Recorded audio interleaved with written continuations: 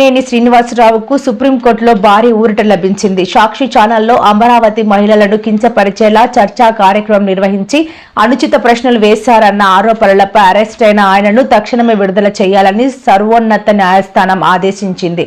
అయితే భవిష్యత్తులో ఇలాంటి వ్యాఖ్యలు పునరావృతం చేయవద్దని ధర్మాసనం ఆయనను గట్టిగా హెచ్చరించింది. శ్రీనివాసరావుకు భారీ ఊరట లభించింది. వెంటనే విడుదల చేయాలంటూ కూడా సుప్రీంకోర్టు ఆదేశించింది. ఆ బ్రేకింగ్ న్యూస్ చూస్తున్నాం. 70 ఏళ్లున్న వ్యక్తిని 70 ఏళ్ల వయసు ఉన్న వ్యక్తిని ఎలా అరెస్ట్ చేస్తారు అంటూ కూడా సుప్రీంకోర్టు ప్రశ్నించినట్టుగా తెలుస్తోంది. సీనియర్ జర్నలిస్ట్ కొమ్మినేని శ్రీనివాసరావుపై అక్రమ కేసు పెట్టి ఆయన్ని అరెస్ట్ చేసి తీసుకువెళ్లారు. ఆయనకు సుప్రీంకోర్టులో భారీ ఊరట లభించింది.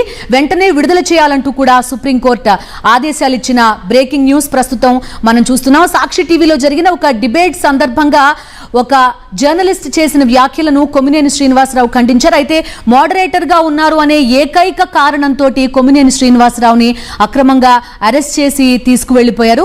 ఆయనకు భారీ ఊరట లభించింది. సుప్రీంకోర్టు వెంటనే ఆయన విడుదల చేయాలంటూ కూడా ఆదేశాలు ఇచ్చింది. 70 ఏళ్ల వయసున్న వ్యక్తిని ఎలా అరెస్ట్ చేస్తారో అంటూ కూడా ప్రశ్నించినట్టుగా సమాచారం. న్యూస్ రూమ్ నుంచి ఇస్మాయిల్ జాయిన్ అవుతున్నారు. ఇస్మాయిల్ తో మాట్లాడదాం. ఇస్మాయిల్ చెప్పండి, కొమ్మినేనికి ఒక భారీ ఊరట, వెంటనే విడుదల చేయాలంటే కూడా సుప్రీంకోర్టు మాత్రమే చెప్తున్నాం. దాన్ని ఈ రోజు సుప్రీంకోర్టు చాలా స్పష్టంగా చెప్పింది. ఈ రోజు డిబేట్స్ లో చూసుకుంటే అటు టైమ్స్ నోకు సంబంధించినటువంటి ప్రైమ్ యాంకర్ నావిక కావచ్చు, లేదంటే రాజ్దీప్ సర్దేశ్ కావచ్చు, లేకుంటే